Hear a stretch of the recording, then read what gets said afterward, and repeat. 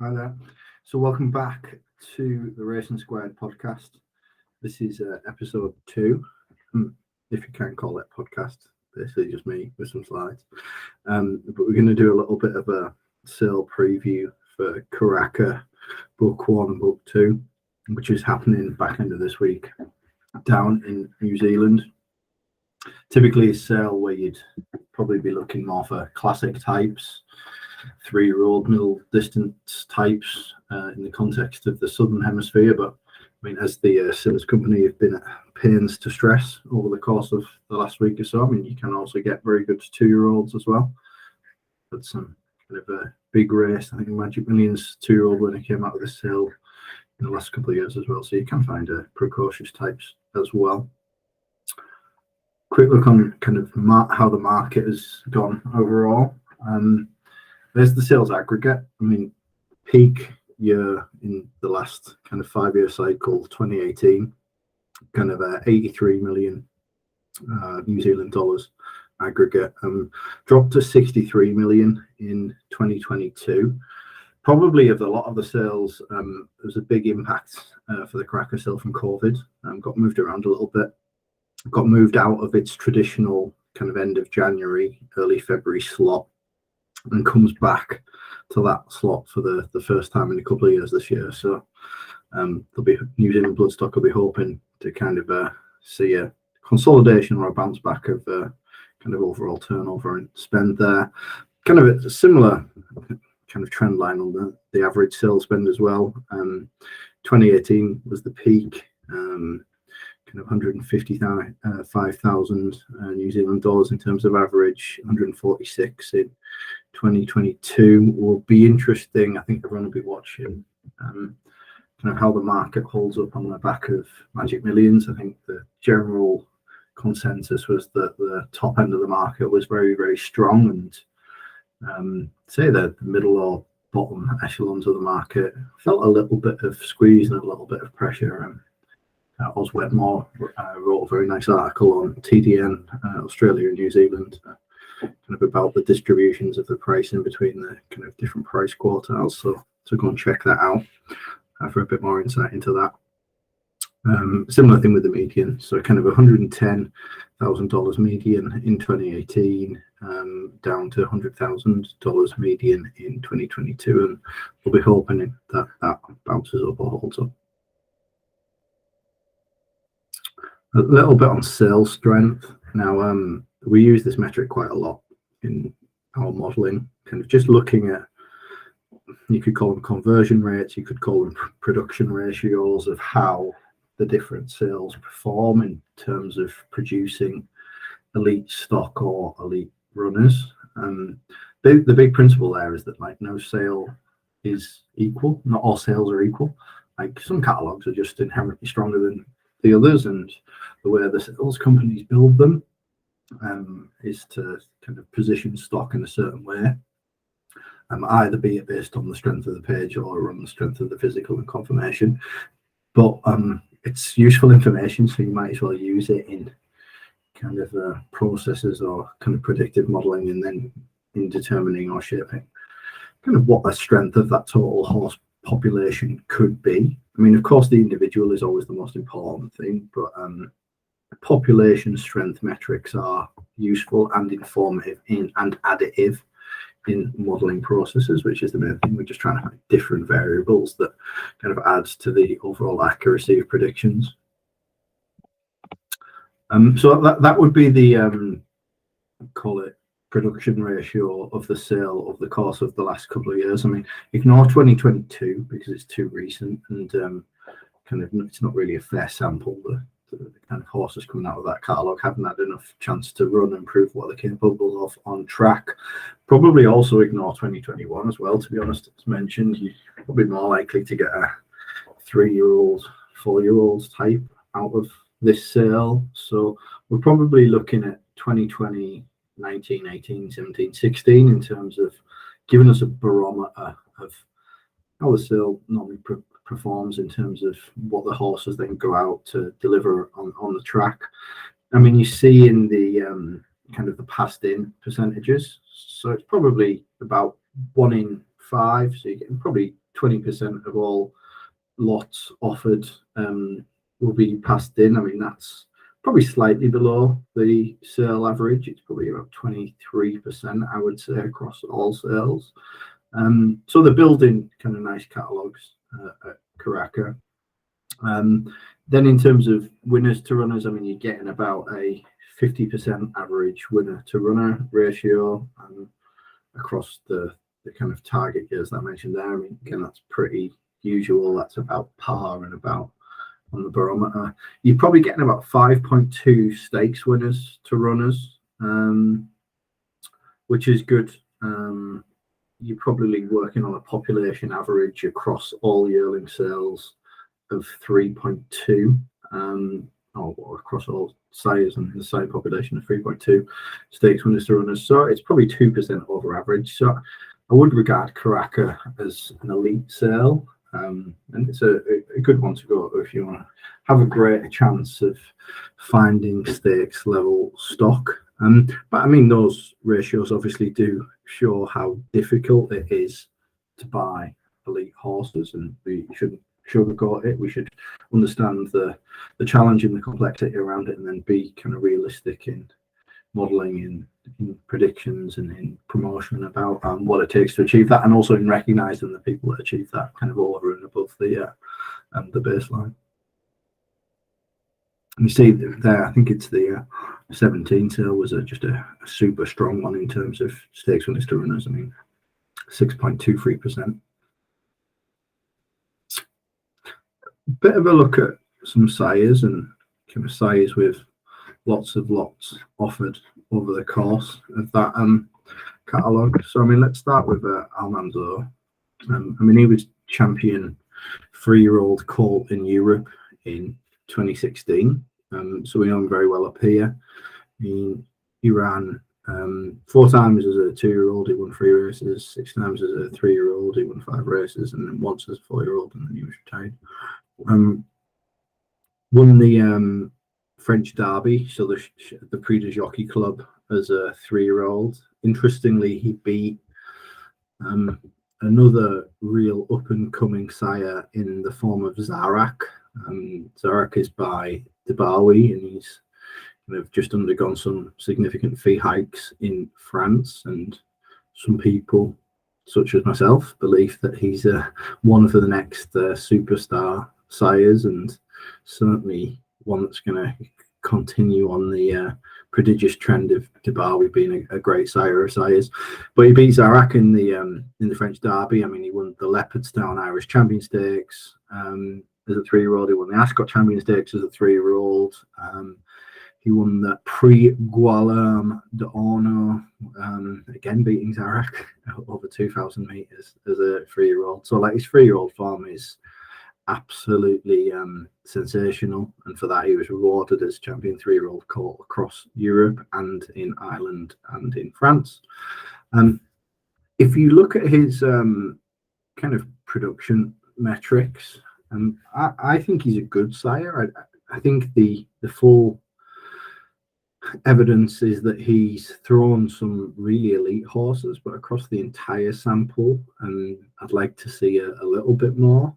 He was champion New Zealand 2-year-old sire and champion New Zealand first season sire in the 21-2022 season. He did sire the winner of the Karaka Million, the 2-year-old winner Dynastic, from his first New Zealand crop, and he had the highest average for a first season sire at the Yearling Sales in Australia and New Zealand in 2021. But I mean, he's running at kind of 3.91% stakes winners to runners. I mean, and obviously you're going to expect that this kind of probably get better as 3-year-olds. But I'd like to see a little bit more. But he's got 56 lots offered here, so I expect the market will be very promising and very supportive of Almanzor.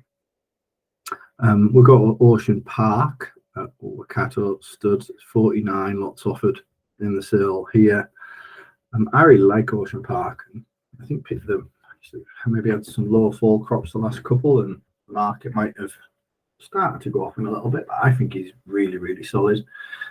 Overall, just a shade over 5% stakes winners to runners, so he's 1.82% above the average. I mean, his 4 crops have dropped. I don't know if that's a fertility or issue or whether it's a kind of a market thing, but 48 falls in his 1920 crop, 59 in his 1819 crop, and 94 in his 1718 crop, down from 100 plus falls in his 14, 15, 15, 16, 16, 17 crops. Overall, he's got 19 stakes winners from 526 falls and 378 runners. I think that's approaching the elite category, or certainly in the very good category in terms of sire performance. You're probably not going to get any or many 2-year-old stakes winners. I mean, he hasn't had a 2-year-old stakes winner, but he's had 4 3-year-old stakes winners, and he's had 17 4-year-old stakes winners. So they're going to be maturing types. Tefane, Colding, Ocean Billy, Ocean X, and Star of the Seas, all kind of strong project that he's produced in recent years over kind of middle distance towards middle distance trips. But I really like Ocean Park, and he shows up strong on a number of our metrics. Probably then the sire that has kind of spearheaded New Zealand bloodstock for recent times, Savabeel, again at Waikato stud, 39 lots in the sale. He's been an elite sire for a long period of time. He's overall now at kind of 8.73% stakes winners to runners. That's 5.53% above the population average. That's like super elite kind of sire production record. I mean, he ran 4 times as a 2-year-old, but he won once. His racetrack form was good. I mean, won the Cox Plate and beaten fields of Omaha and Starcraft at 3. But he's just been really commenced stud duties in 2005, and he's just been champion sire over a number of different years. Like champion sire in New Zealand 14, 15, 15, 16, 16, 17, 17, 18, 18, 19, etc., etc. Champion sire in Hong Kong in 2018, 2019. Interesting, I think, if you're looking at age or precocity, 16 stakes winners of foals as runners as 2-year-olds. I mean, but only 315 2-year-old runners compared to 1,000 plus runners as 3-year-olds and 951 runners as 4-year-olds. 60 stakes winners of progeny at 3 and 75 stakes winners of progeny at 4. So again, they're classic kind of maturing types. What could be interesting is the distinction between Savabeel's performance across New Zealand and Australia.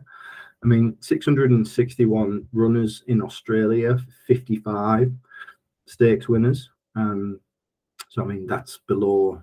Well, I'm doing it off the top of my head. Let's say that's 7.5% or something.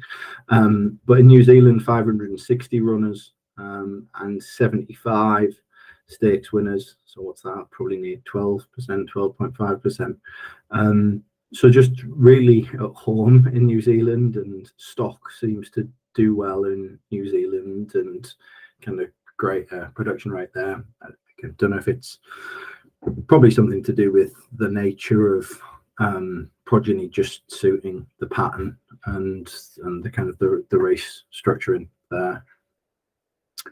Next one would be Tivachi at Waikato. Again, one of the newer size, 31 offered. Stakes winners to runners at 2.7% at the moment. Shade below average. I mean, he didn't run at 2.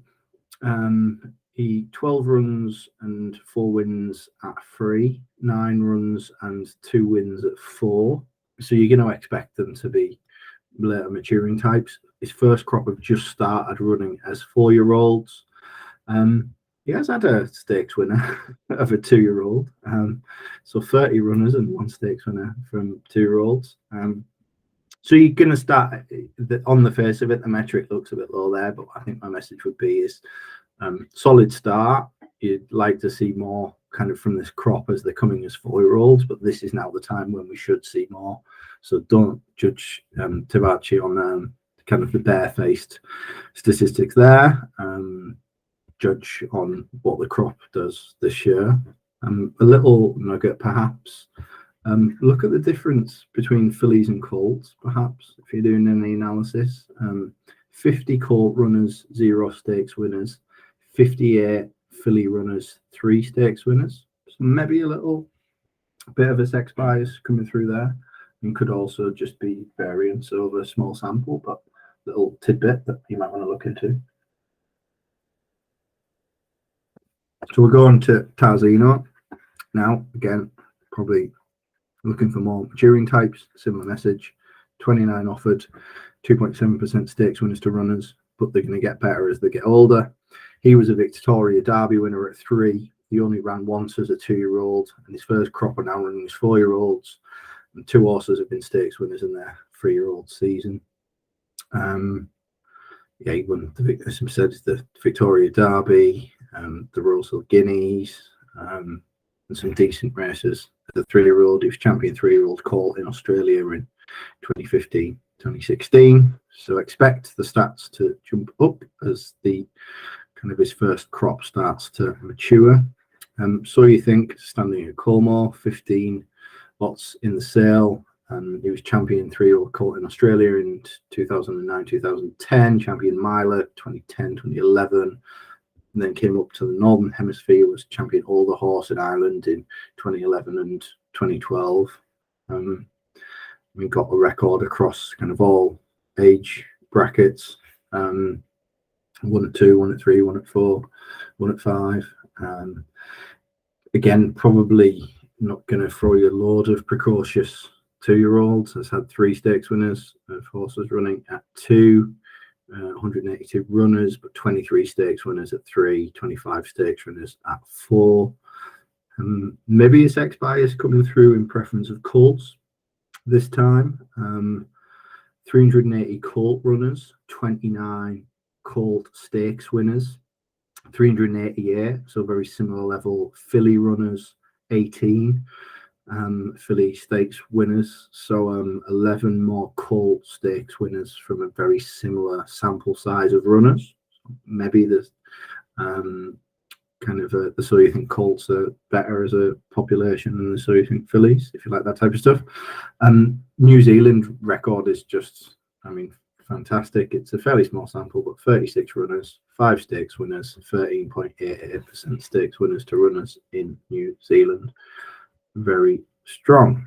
So a lot of great solid size in this sale, and particularly if you're looking for 3-year-old, 4-year-old types, I would say. I mean, there's the number of lots that they've got in the sale, and this is the service fees for when kind of this kind of yearling crop would have been conceived back in 2020. So I mean, Savabeel, as expected on the metrics, the kind of highest sire by service fee back in 2020 at 100,000 New Zealand dollars. Ocean Park, I just think it's really good value. Prozia, I haven't mentioned enough, but I think he's a really strong up and coming sire. Go and dig on the statistics on him, but from a 9,000 cover fee crop, I think you can get some incredible value there. Probably the value sire in the sale. I should have put some more stats in on, to be honest with you. Have a look at the buyers a little bit. So who normally buys well out of this sale and New Zealand yearling sales in general? So this is top buyers by spend in the period 2015 to 2021 and how much they've spent at New Zealand yearling sales in that period. David Ellis and Tia Cow, the top spenders, 45 million New Zealand dollars in spend, followed by New Zealand Bloodstock themselves acting as an agent, Hong Kong Jockey Club, Bruce Perry, Go Racing, John Foote. So I mean, probably spend wise, commercially, expect David Ellis, Tia Cow to dominate and to be getting the largest proportion of stock through the door. We spoke again about some biometrics last week when we were looking at Magic Millions. That was just based on Australian yearling sales and spend, and then subsequent conversion rates to did the race on the track, did they win a race, did they win a metro race, did they win a stakes race, did they win a group race. What you're looking at here is just New Zealand only yearling sales from 2015 to 2021 and the conversion rates of purchases there. I suppose main message would be, so that's David Ellis in New Zealand, still super, 11.25% stakes winners runners. You notice he was higher last week on Australian purchases, so maybe he does better buying out of Australia than New Zealand, even though both are at a super high level. Bruce Perry, phenomenal record though. So from 90 purchases in that period that we could find with the name Bruce Perry or Bruce Perry Bloodstock on the docket, 13 stakes winners, and that's a conversion rate of 14.44%, and 10 group winners, that's 11.11%. So Bruce Perry with some phenomenal statistics, followed by Mulcaster and then Chris Rutten. So there you see, Bruce Perry's bought Devastate, Eleonora, Indecision, Ledux, Milford, 65% winners to purchases, 43% metro winners, 14% stakes winners, 11% group winners. I think Bruce Perry Bloodstock run by Bruce Perry and his wife Becca Perry since 1987. Just a big shout out to them, really. I think on the raw metrics, I think they buy really well, and I suppose if you're looking for agents, you could probably look in their direction. Looked at another metric then, looked at average price paid per stakes winner. I'm going to call it PPSW. Might need a bit of a snappier acronym. But that is basically the total amount spent on yearlings and then the number of stakes winners netted from that, returned from that spend, and then just divide the total spend by the number of stakes winners. Andrew Forsman, AC Forsman, Andrew Forsman, he's a trainer in New Zealand, but he came out fantastic on those metrics. I don't know if he maybe has an agent, but I only found 7 purchases in that period. I don't know if there's an agent that buys on his behalf, whether there was a different naming convention, but when AC Forsman is on the docket, we found really good results. So 7 purchases for just under, shade under 500,000 New Zealand dollars, 5 stakes winners. So you're paying on average per stakes winner $98,000, which is really, really good. Because overall it's a lot higher, but he's got kind of Aegon, Jon Snow, Mr. Maestro, Rhaegar, Turn the Ace. So 5 stakes winners from that kind of total capital outlay and 3 group winners. So great job sourcing stock by Andrew Forsman.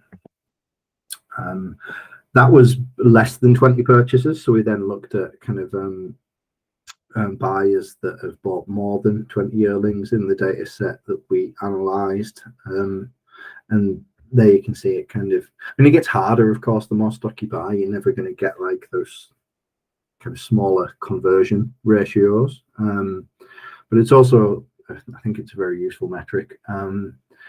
But you're seeing some people there probably would call out. Chris Rutten showed up in one of the earlier lists, so obviously doing a great job sourcing horses there. Lisa Latter, I would also highlight, has got the most amount of yearlings purchased in that data set. Spent a shade over 5 million New Zealand dollars, 8 stakes winners, kind of 629,000 paid per stakes winner. It might seem a lot, but it's actually really, really good in the context of the wider data set. Price per winner, she paid on average $136,000 per winner. And the stakes winners you've got in there: Charm Star, Dijon Blue, 5 to Midnight, He's a Doozy, Lincoln Blue, Platinum Invader, Secret Allure, Sir Nate. So, and from 8 stakes winners, 7 group level winners. So yeah, really great performance from Lisa Latta. Chris wrote, and I was going to add some stats in as well. But that's the sum total for the Karaka preview. So I hope it was interesting, and some stats on some sires and some stats on some buyers to keep an eye on in the market. If it's interesting, you can find me. I'm at Tom Wilson Horses on Twitter, and racing². We're a startup company that provides data and analytics to people looking at source horses across the bloodstock market. So if you're interested, you can find us at racing²@gmail.com. More come next week. We'll do a review of Karaka next week and see what happened.